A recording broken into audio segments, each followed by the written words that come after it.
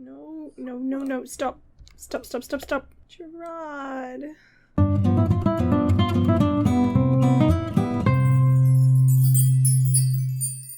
Hi, this is Cass from Aussie Cass Plays, and welcome back to the Priest Generation of My Medieval Legacy Challenge. Doing a little bit of a knight throwback though, because Gerard, as the senior knight in the realm, has brought his grandsons to the royal palace to introduce them to the royal family. You'll notice that they're doing mischief interactions with each other. Bartholomew's actually decided he likes mischief, so this will be interesting. So this is the main foyer of the palace. I know I've shown you guys this makeover before. Kind of love it, not gonna lie. So Gerard has come in here, which is like one of the sitting rooms. This is our Queen Arabella Goth. She's not Goth anymore. She's now a Windenburg. So this is Victor's sister. For those playing at home, paying attention to these things, I'm going to get Gabriel to do a respectful introduction to the Queen, and I'll get Bartholomew to do a friendly introduction. It's not that he's not respectful, I just think he's not as formal as his twin. And she's like, very pleased to meet you both. I figured I particularly wanted Gabriel to know the Crown Prince and the Princess, because ultimately his child will end up marrying an offspring of one of those two. This is Princess Emily, who is a teen. She obviously takes after her mother. She's doing the creepy head turn. The game is paused. I love it when that happens. This is the king. This is the Crown Prince. His name is Prince Gregory Windenburg. He will be King Gregory. He's very posh. He's a posh fellow. Now that they've met the Queen and she's doing things I don't approve of, why don't we all come over here to where the king and the crown prince are, because Gabriel's child is more likely to marry a daughter of the crown prince. What I'm imagining is the crown prince he's like, no, I'm gonna go talk to my mum. The crown prince will only have a daughter. That's the plan, is these two will eventually become brothers-in-law. So let's brighten his day. Give him a heartfelt compliment. I don't know what Bartholomew's come to chat to the Queen. I'm a bit worried about Bartholomew because he's been throwing paint everywhere at home. Like, he's really super into mischief right now. I remember in the last part how I told you guys the Fae had cursed the church.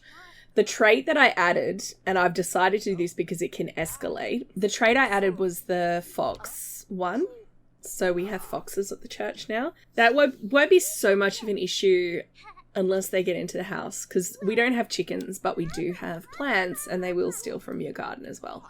I figured it's a natural thing. The Fae live in the forest, and they've sent the foxes to the church. Then if they're not satisfied with Jacob's response to that, if he's not suitably repentant for the way he's been treating the Fae, they can escalate with creepy crawlies, and then we can escalate to gremlins, because creepy crawlies is like the insect life and the bats of the forest, and then gremlins is actual gremlins coming out and breaking things. Jacob, of course, doesn't know. I played most of Saturday because I was trying to get Jacob to like write his book and stuff that he needs to do for his career progression, and they haven't actually seen any foxes yet, so they may not even be aware that there's an issue. I'll get them to play another game because Gerard. No, no, no, no. Stop. Stop, stop, stop, stop. Gerard. Oh, Bartholomew's just eating his food. Dude, I can't click on him. I can open his profile and that's it. Is he going to queue interacting? Witness death. There we go. At least he's doing it. I'm like, come on. Oh, the head of the knighthood. Prince Gregory probably actually knew Gerard really well. We never really saw it. I never really played Gerard at this house much, or at the palace much, but he was involved in helping raise the kids. When I say raise, like sword practice with the prince and stuff. All right, let's see if I can get Gabriel to plead. Wail. Let's wail. Honestly, it is Gerard's time, but I don't think Gabriel would stand by if there's anything he can do. So we'll give it a shot. He's thinking about it. Is that a no or a yes? Oh, that's a yes! Oh my goodness. That's a yes, I'm pretty sure. I mean, it won't have bought him much time. Let's see. Was that a yes? I think it was. Looks like it, yeah. Oh my goodness. That almost never works. I'm really actually shocked. Wait. Oh, the princess is here. She's obviously come because she thought there was going to be another ghost. And then she's like, oh, come over here. Hug your granddad. Like, seriously. I beg for new toys. I saved your life. You better give me something cool. So this is there were 3 princes and princesses. They were triplets. So Gregory and his sister had a third sister named Coral, who Coraline is named after. And I usually dismiss the ghosts, but I really like the idea of this house having Princess Coral wandering around in her nightdress. So I did not. So I noticed my toddler's on the verge of starvation. So I'm actually going to take the kids home. So it's the next day and Anaya has noticed her youngest son's tendencies. Look what I'm talking about. More mess. Constant mess. I've actually queued for her to take him with her to a charity bake sale because I think she's trying to get him to think a little bit more of other people. Because she loves her son, but she's like a little bit concerned. She's trying to sort of inculcate in him a bit more interest in, helping others and that kind of thing. She's concerned about his moral failings, basically. I actually want Mira to come down and have a talk to her brother because there's something she wants to get his opinion on. And Anaya not being home makes it a little bit easier because, sometimes you want to just have a sibling chat that doesn't involve the sister-in-law, He's writing. He's still working on his book. For his career, he needs to have written a book and he's got work tomorrow. So I've got him working on a bit of propaganda. It's talking about the dangers of that. I think Faye touched the silent curse or something is what I called it. So she's explaining to him how she's been corresponding with Lord Lucas. And she's saying to him that Lucas has extended an offer to her that she could move to the Water State and continue her studies there. And she's asking Jacob's opinion. Monique Goth has just turned up to attempt to repair or clean up my house, which makes no sense. So I'm just going to send her home because other Sims, sure, could come and help do, charity work at the church, but not Monique Goth. He's asking pretty bluntly what Mira thinks Lucas's intentions are. Because the thing is, he likes Lucas. He thinks he seems okay. And, Anaya obviously loves her brother, but he also is aware of Monique's and Anaya's feelings about Lucas breaking off the engagement with Monique. And now he's starting to wonder if the reason is because Lucas is in love with Mira. Mira's saying, look, I don't think he has any kind of... What? This is from the bake sale. A squirrel approaches Bartholomew and holds its stomach while staring at some tasty-looking cupcakes. Should Bartholomew sneak a cupcake to the hungry squirrel? Of course. While Bartholomew tossed a cupcake to the squirrel, a gang of other squirrels stole a whole batch of cupcakes from the table.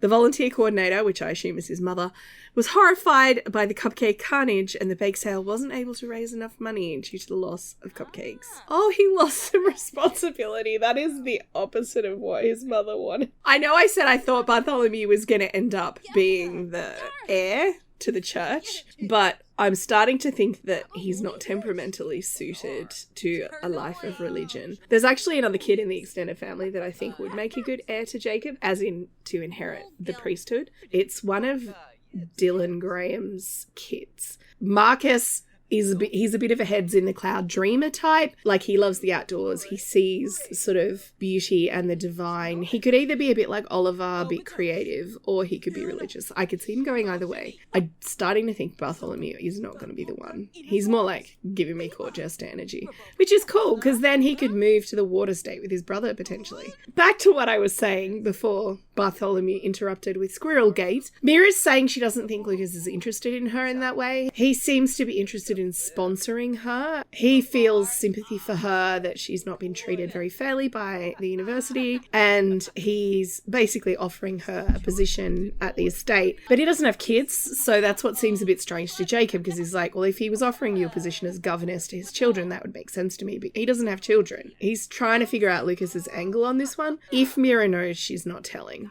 I didn't want to make a decision on moving Mira out I wanted to see what you guys thought. I do think it would be good for Mira, except for the part where she has to live with Judith. Judith's an elder now, but she would not approve. She's furious at her son for not marrying Monique because she arranged that marriage, and for her son to then bring another woman into the house who not only is a honeycut, but a bastard honeycut, according to the rumours. I don't mean that as a curse, I mean that as a description. She was born out of wedlock. So while Mira was given an air of respectability by being raised by Gerard, she's not noble born. It would be a bit fraught for Mira, but on the other hand, she could focus on her studies. I actually think it's a good opportunity for her. It looks like Anaya is home. This little guy needs to eat something. Where did he go? He's gone to dance. He gives me courtier energy, little Bartholomew.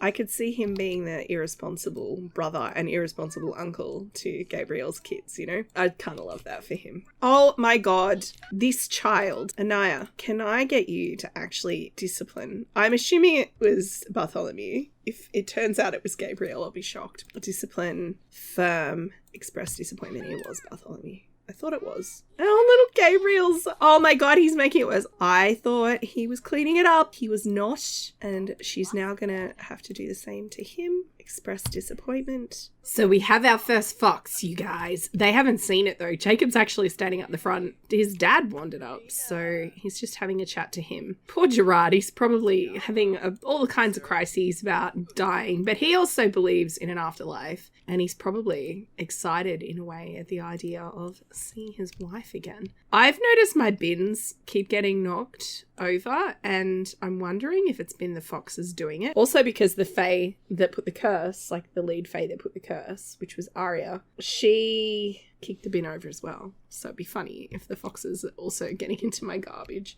Come on, Anaya. Shoo the fox. He's so cute. Little Claret, and he's an elder. I feel mean. I want to feed him. They wouldn't, but I want to. I don't think they would realise it's an actual curse yet. See, look! I don't want to say that the AI is broken. He does love mischief, so I think he'll probably cue that interaction more often than other kids. So in the next part, it will be Coraline's birthday. She'll obviously be becoming a child. Her birthday is on Tuesday. It's currently Sunday night in game, which is awesome. I'm very excited to see what she looks like. She only needs movement, which is why I'm like, dance for me, dance. And it'll be interesting to see if she gets the top-notch toddler trait, because I obviously had that glitch where the boys didn't get it. Anyway, I'm going to end this one here. I feel like it's been a bit short. Hopefully you guys have enjoyed. I'd love to hear what you think, especially of the idea of me moving Mira into Lucas's household. One of the reasons I want to do it is because it means when Gabriel and maybe Bartholomew move into that household, their aunt will be there, and I thought it would be good for them to have that sort of little extra connection to the family. Oh, no, don't wake up your brother, you rat. I will be interested to hear what you guys think. I actually like the idea of Mira being in the water state. It also means we can kind of focus on just the family unit in this household for a little bit before we finish up with this gen, which I thought was a nice idea, but I don't want to do it unless you guys think it's a good idea. So I'm going to leave this one here. Like I said, if you have enjoyed, please like and subscribe. You know the drill. Don't forget to wash your hands, and I will catch you next time. Thanks for watching.